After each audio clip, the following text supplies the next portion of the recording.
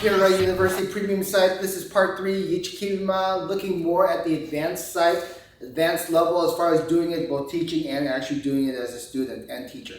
Okay, so hopefully you've watched 1 and 2. You should, because that's the order that I'm going to release it at. Hopefully you watch it to the full extent, watch it several times and fully understand it. Now we get to stage 3, the more advanced level of doing things. Now you'll be surprised that it's not actually more of the detail involved, but more of what you can feel and more of what you can retain and control, okay? We know why we do the individual motions, okay, right? It's all about center of gravity and control. And I gotta tell you, from this stage, when I was looking at it, maybe several years back, there was a topic I talked about with Sifu. We talked about a flagpole. A flagpole, we always looked at, he explained it, this, I don't remember exactly what, 3, 4, 5 years ago or something like that. He said the flagpole, and basically there's these harnesses on it to actually maintain it to the top. And I've always asked him exactly, I remember asking him exactly, doesn't it go from down up as far as me bracing it to the side?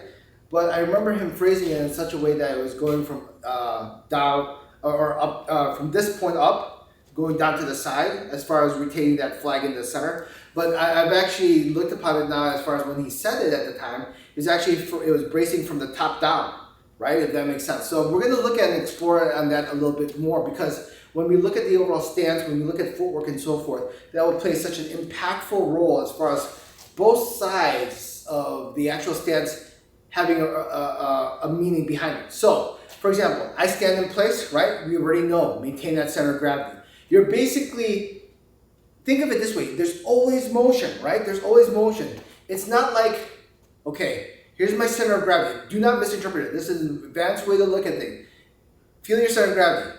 Keep it in place. That does not mean I'm locked in place and my center of gravity exactly in place. If you do that, that is absolutely wrong. Okay, you misinterpreted the idea of it. Things in motion have to be in motion. You stabilize it. When you're driving straight, the car is not perfectly straight. You're making little micro adjustments. There's still motion occurring, right? Can you imagine if things were that rigid and it's not moving? It wouldn't function properly. There's always motion in the movement when you do things. So even in here, when I say feel your center of gravity, feel it exactly in place where it is. And you do the 4 motions, you're moving. You're moving and you're controlling it. It's okay to move. It's okay to adjust. It's okay to waver back and forth. You're aware of it. That's the natural process of it. Okay? So don't misinterpret that. A lot of times in the beginning, people are like, oh, you stand in place. It has to be exactly there. You do not move. That is not what I'm saying, and it's not what I'm doing. When I say stand in place, feel your center of gravity in place, good. When you do the 4 motions, is it moving this entire time? It's moving this entire time, but it's moving exactly right at the center of gravity, and I have full control of it.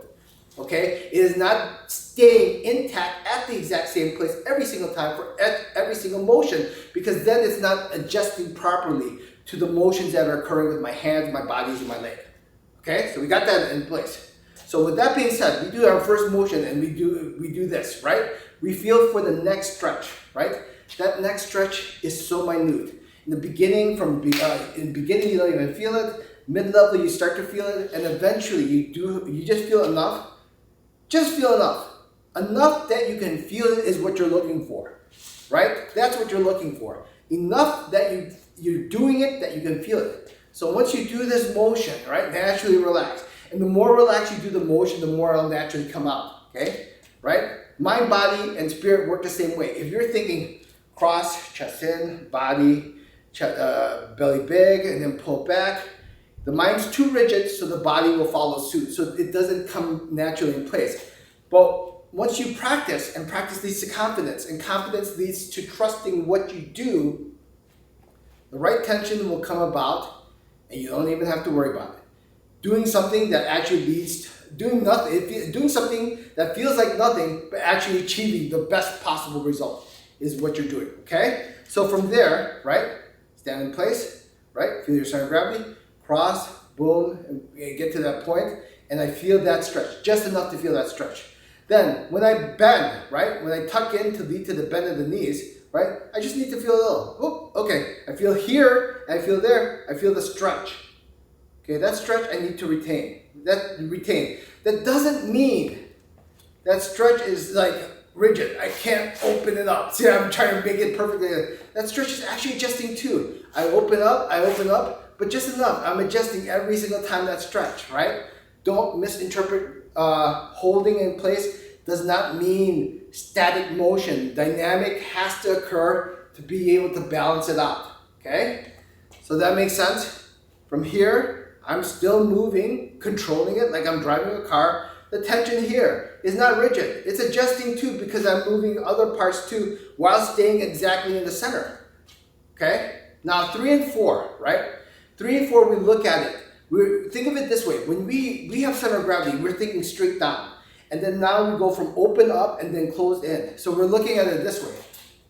I have my center of gravity in place. I open up. I go maximum level that I can to open up. I go maximum level forward that I can on that because my weight is shifting from these motions. From heel to toe, it's shifting, right? Maximum level one way or another. But in reality, if you look at this a little bit deeper, you always think of the stance holding itself as a form of a stretch, right? That's fine. That stretch has to be retained. This pulls up, tuck in, sit down. Now that's in place, you're kind of thinking like, perfect. Now we're kind of thinking like, okay, we have a stretch. Okay, imagine me drawing a hole here.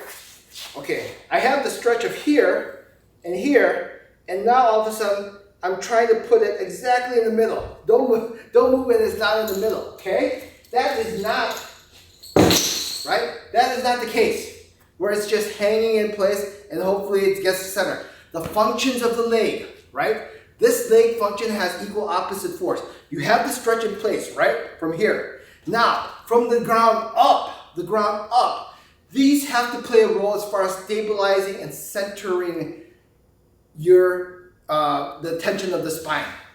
Okay, so from here, right? And by this, think of it this way, okay? Think of it this way. I open up my stance, right? It's not me having my stance and my legs just dropping down and then trying its best to be right in the center. If you can imagine, I'm pushing with the right leg, I push my center of gravity this way. I push with my left leg, I push my center of gravity this way. It's retained. I'm pushing with my toes, I push my center of gravity back. I push with my heels, I push my center of gravity forward. Now that the stretch has occurred, right, the legs do not play just a static form of just, it's there. Just like I explained with the full pole, long time ago that Sifu said to me. The pole is being held upright. So the left side and right side, circular, being a circle. You see how it almost like circles around that I'm in center? That being said, this pushes this way, right? And this pushes back, right? And this pushes forward. All of this is pushing all around to maintain that my stance being exactly in the center.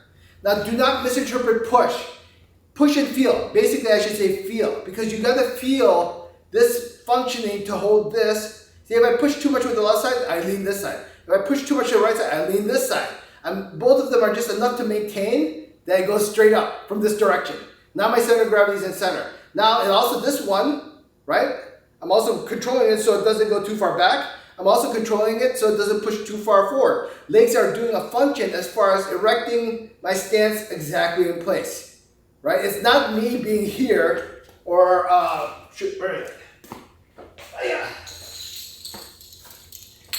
it's not just you. My stance is erected and it's just hanging in place. It's not hanging in place, right?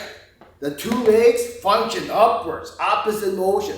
This is hanging, this is going up. Meeting at that point in the core to basically maintain you in the center of gravity in place, right? That's so vital, so important, so necessary, because when you get into footwork, people are not stepping. You're not stepping, right? That center of gravity is basically being supported from left side, right side of your legs, going back and forth. Understand it? Think about it for a second, exactly what I mean, right? Stagnant legs is just like this. I stand and then my legs are dropping down. Active legs is basically, I stand, the legs are supporting me to be here. Support doesn't mean muscle. I just need enough tension to support it, right? I'm not squeezing my thighs, I'm not squeezing my calves to have it in place. I push this way, just enough. Right here is the balance. Okay, that's what I want you to look, that's what I want you to feel the more advanced stage of when you're doing things, okay? Straight tension, retain from the neck to the tailbone, L4, L5 area. Then legs functioning, ground up, to put it exactly in the center of where you want it to be, okay? You can do that, then you're looking at it from a more advanced way of holding the stance, okay? All right, think about it, let it sink in. Questions, comments, ask. I'm always there to answer. Advanced way to look at it. And from the teacher's perspective too, right? More of a feel, right? Think of more of a feel. What does it feel? I think the way I've explained it is how you can actually explain it too. You've got another way to explain it, find another way to explain it then. That's how I'm explaining it to you guys, how I'm using it, how I'm making things function. All right.